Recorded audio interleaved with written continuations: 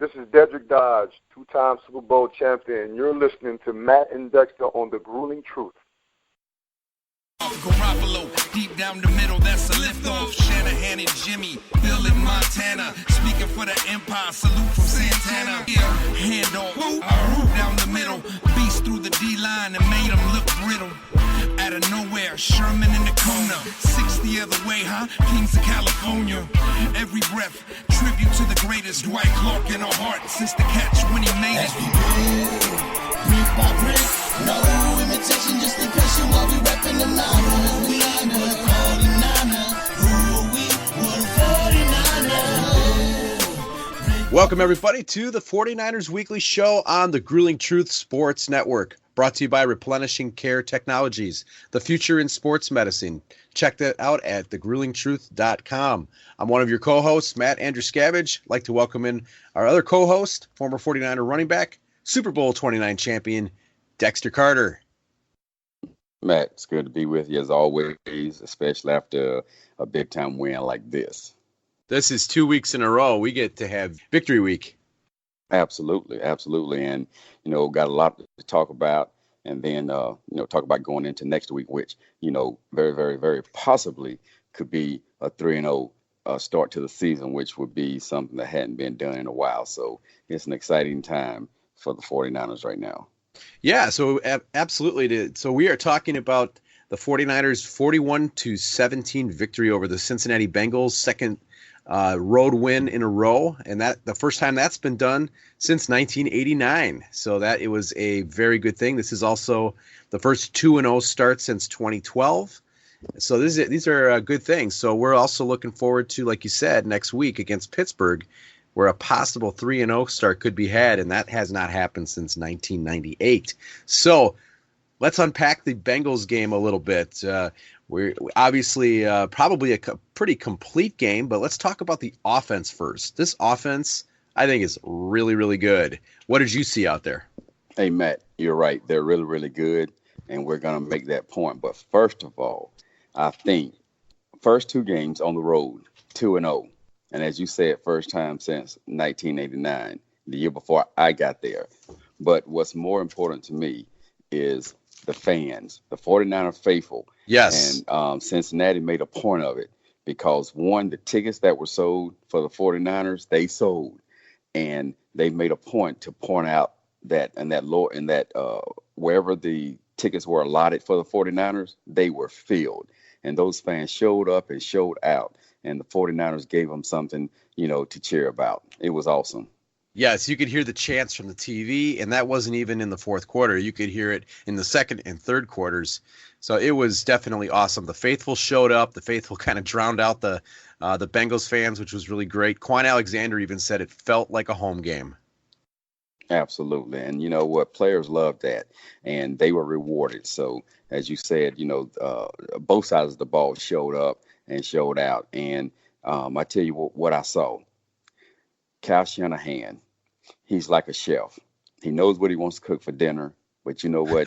If somebody else bought his dinner, for him to prepare, it wouldn't quite be the same dinner. But you know what? He has now, I believe he thought maybe he would have his dinner cooked the way he wanted prior to now. But he's got the right ingredients. He's got that running game. He's got the, yes, we're missing McKinnon. We're, missing Coleman. But I tell you what, he's brought in backs that can run that zone and that stretch offense, and then that play action off of there. And he's got receivers that he's got in place now that can catch the ball, run the ball. That's very similar to what the Falcons did when he was there. And this team is executing exactly his vision. It's happening now. He's got the right people in place, and that defense, we'll get on to that later. They're showing up. And I tell you, man, this 49er team is on the verge. If they can keep people healthy, we'll talk about Stanley later with his injury, but still this team is loaded with talent, and they're on a great run at the start of this 2019 season. Oh, they sure are on a great start, and I totally agree. I think Kyle Shanahan was a house of fire. He the way he out-schemed and out-coached Cincinnati was just a thing of beauty. Just so many chunk plays. We had some trickery. The play action, you brought up the play action. Jimmy Garoppolo finished the day 17 for 25, 297 yards, 3 touchdowns, and the 1 interception. But on play action, he was a perfect 10 for 10, had a perfect quarterback rating of 158.3, and he had 2 touchdowns. So he loves to run that play action, and you can only run play action if you've got an effective running game. And over 200 yards on the ground with Matt Breida, Raheem Mostert, and then also Jeff Wilson rushing for 2 scores. It was just a thing of dominance on the ground, and that was not supposed to happen. The Bengals were, we were thinking the run defenses on both sides would be showing up, and only one showed up. So from start to finish, yeah, absolutely. And I believe Cincinnati showed up, but you know what? You can show up, but with the Kyle Shanahan and the coaching staff, excellent game plan they had. They excelled in the running game, running misdirection plays, kept it, and what it did, it kept the defense off balance, moving side to side. I mean, it was just an awesome exhibition of an offensive scheme. So, and that's what Shanahan does. He studies the defenses, and again, if he's got the right pieces to the puzzle, he knows how to move them around. And one play is predicated off of what he's previously done, and it messes with the defense's mind, and it confuses the defensive coaches that are trying to set up, what is he going to do? But what he's doing, he's got a game plan with every single thing he does. He doesn't do anything by accident, and it's like a chess match. And in this one, Shanahan won. Oh, definitely. I mean, when your offense puts up 572 total yards, you definitely won. And that's the thing. They have that run heavy scheme, and then the nice thing about the personnel that the 49ers run with Kyle Juszczyk, not a lot of teams run a fullback, and that's all right. The running backs can catch out of the backfield. He just looks for weaknesses off that play action, and it killed Cincinnati. We saw Deebo Samuel get open a few times. We saw Marquise Goodwin run that leak play that Kyle's father Mike used to run. Absolutely, I was going to point that out. That was gorgeous. You probably know all about that play where you got the wide receiver just kind of squeaking into the linebackers, and then he pops open and nobody's on him. That was a great way to open the game. Absolutely. When you talk about 572 total yards to 316, you got to use everybody in your arsenal. It brings back memories of whether it was Tom Rathman, Roger Craig, myself, William Floyd, Ricky Waters, Derek LaVelle. I mean, Am Lee catching the ball out of the backfield. I mean, that's what I see happening. Kyle Shanahan isn't doing this by mistake. He's doing it because this is what he's learned from someone who did it with the best, and that was his dad, Mike. And he's doing it. He's got his players that he needs. I know I've pointed that out a few times, but you cannot run what you want if you don't have the players to run it. And now he's beginning to see everything come to fruition that he's visualized since he came here to the 49ers. Yeah, and everybody got involved. Marquise Goodwin had a big day. George Kittle had a good day. We saw Richie James make a few catches. Kendrick Bourne made a few catches. Deebo had a huge day. It was really great to see him, especially on that 40-yard. It was perfect. It was off play action. Jimmy Garoppolo rolls off to his right. All the Bengals think the play's coming to the right because 2 guys popped open. And then he throws it all the way back up top, and he's got this huge alley, and Deebo has the speed to get it to the second and third level, and he took it 40 yards. It was a gorgeous play. Absolutely. And those chunk plays like that, it made the Cincinnati coaches and team feel exactly like the coach said after the game. He said, we got punched in the mouth at home, and we never fought back. He said, that's something that every team wants to take pride in, fighting back, and, whether it's on home or on the road. But at home, you definitely want to fight back. And again, I go back to say, you know what? They fought back, but the 49ers fought harder. Yep. They had a better game plan. And, you might, I hate to say better athletes, but on any given day, if you're executing what needs to be executed in the right way, then you have better athletes on that day. And that's what the 49ers had. Yeah, I saw one. My favorite tweet of the day was somebody tweeted, says, Kyle Shanahan is playing 8D chess, and the Bengals are still trying to figure out what colors the checkers are. I'm telling you, that's exactly what it is, man. I mean, his mind is thinking, steps ahead of Yep. what other guys are doing. And again, it's no surprise. He's had a great mentor, and he's been able to, hone his skills every stop of the way. And the 49ers are getting the benefit of that. That's right. So let's move on to the defense. I'm going to talk about two players. Quan Alexander. I think he brings not just great play. He doesn't just bring the splash plays, but it's his swagger. It's his experience and leadership that really make all the difference. He brings the energy that just completely changes this unit. And you can see him out there. He's a fiery guy, but he's not just a loud guy who doesn't do anything. He stops the run and he makes big plays. And he came up with a big interception right before halftime, which turned into a field goal and also denied Cincinnati points. And he's just all over the field. And so it's great to see that the first free agent pickup that the front office made this offseason is turning out to be maybe their most important. Well, whenever they reached out and grabbed a person, they looked at him and visualized, the playmaking ability that he could have. And he's come here, and there's one thing you cannot take for granted. And I think back when 94, we won the Super Bowl. There were a few players that came in that brought in that swagger. Of course, you had Dion, but you had Ricky already there. You had William Floyd that came in that year, and somebody who guys may not remember, but Dedrick Dodge, who backed up Merton Hanks at safety. And you see three of those are Florida State guys. One is a Notre Dame guy that had a Miami Hurricane and Florida State mentality, Ricky Waters. But they had that swagger that they play with, that one, they work hard. So no matter what swagger they put forth, you got to have the athletic ability to back it up. And that's what those guys had. They had that swagger, but they knew they were ready because they were prepared. We had great coaches, and we went out there and we practiced to win. And when game time came, it was fun. And that's what I see in these guys, right now. What they prepared, they're athletic, they're ready to play. And, so the swagger doesn't seem kind of like a little bit like Florida State now. We're trying to come back and trying to get back where we were. So you can't really be all swaggered out before you put the work before the swagger. And but the 49ers, they have a right to have the swagger that they have when they're putting forth the work and playing on the field the way that they are. That's right. So you can see the same. This is carrying over into the pass rush. We saw Ronald Blair is continuing to improve each week. Oh, yes. And so that is a good thing. He's getting tackles for loss. He's getting pressure on the quarterback. DeForest Buckner had a good game. Nick Bosa still had a pretty good game. Eric Armstead had a good game. The pass rush is still continuing to wreak havoc. And then the secondary is really good. Akilla Weatherspoon, this whole season so far has basically, when the ball is thrown his way, he's only given up like a 14 quarterback rating.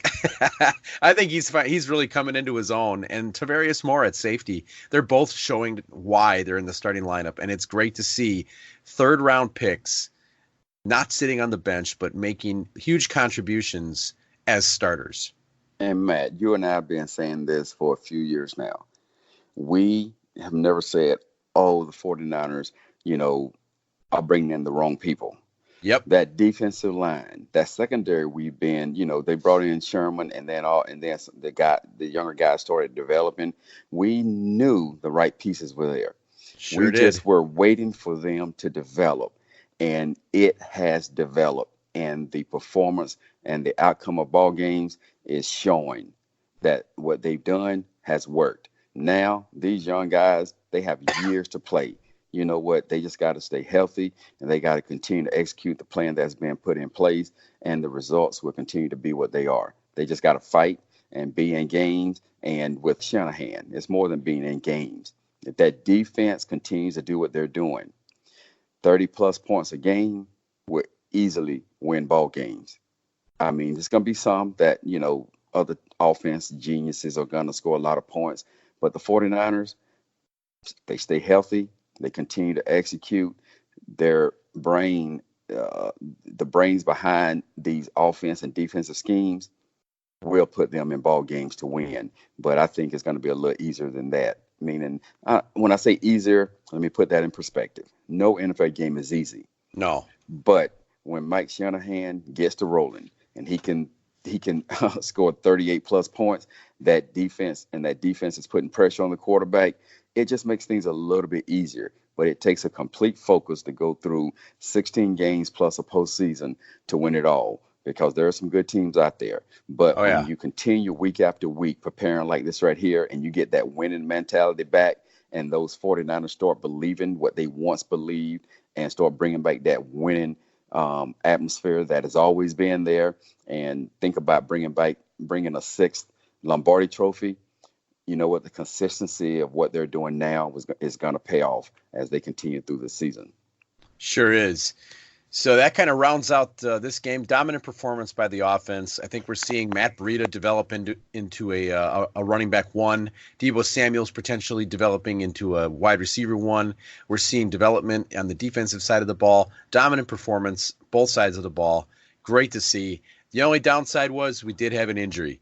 Left tackle Joe Staley was hurt in the second half on a running play, and it turned out to be a broken fibula. It looks like it's probably just a hairline fracture. It won't require surgery, but he is going to miss 6 to 8 weeks while it heals. He's not going on IR or anything like that, which is good, but it's still a big blow to the offense, as you know, left tackle, as we all know, is so important.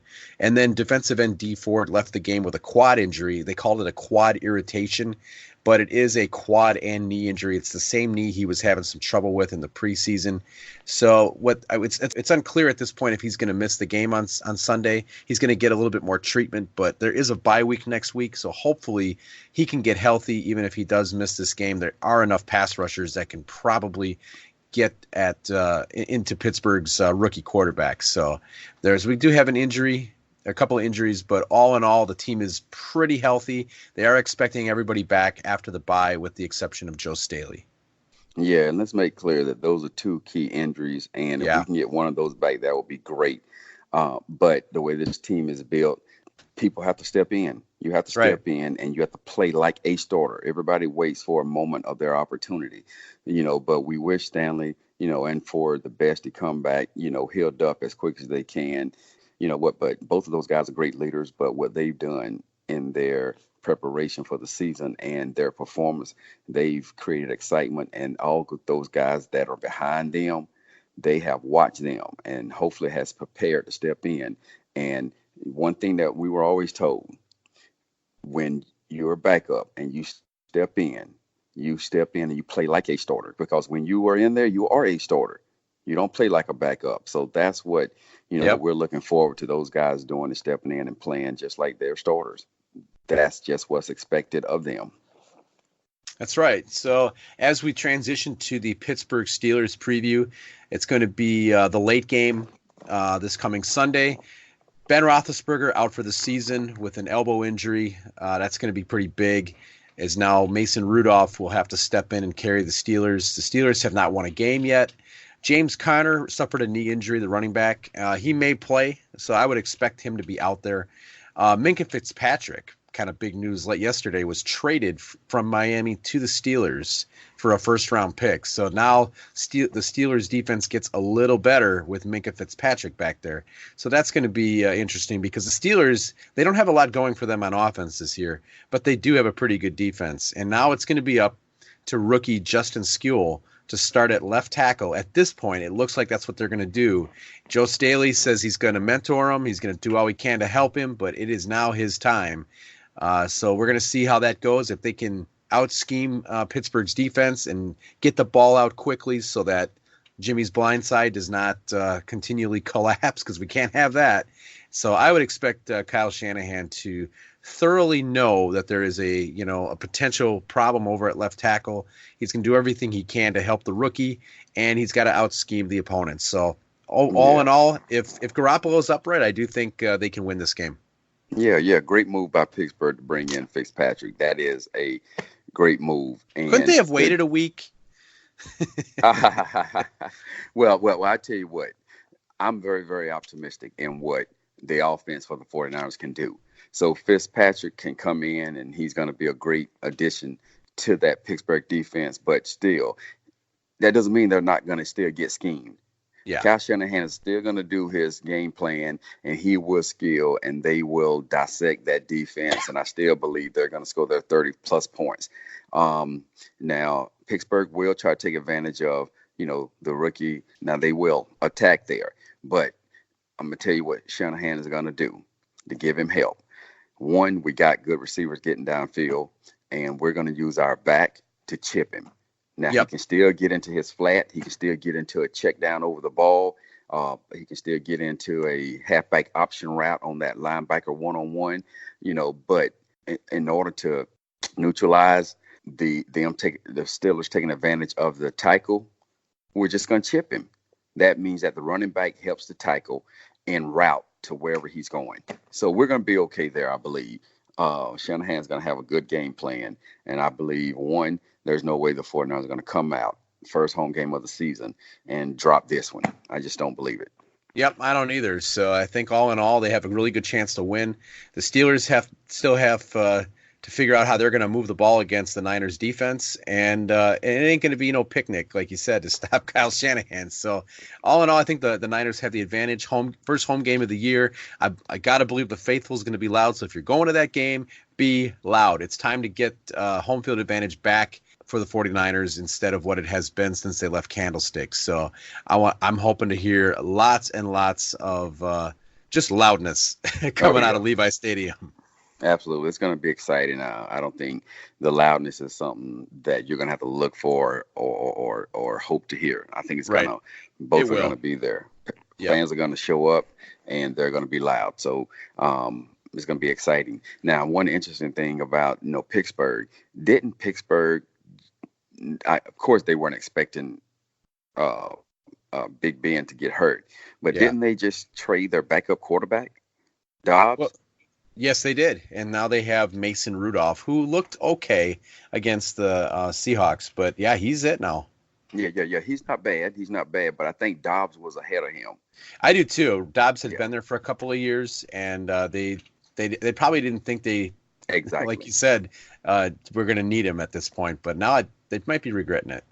Absolutely. Life goes on, and you know what? It's no time to feel sorrowful for the Steelers. Oh, no. No one's feeling sorry for us 5 years. Absolutely. And nobody's feeling sorry for us.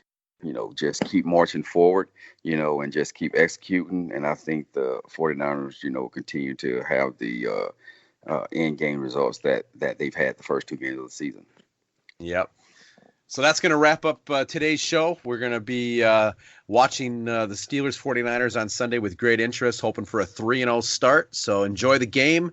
I want to thank everybody for joining us. Check out thegruelingtruth.com. So for Dexter Carter, I'm Matt Andrewskavage. You've been listening to the 49ers Weekly Show on the Grueling Truth Sports Network, where the legends speak.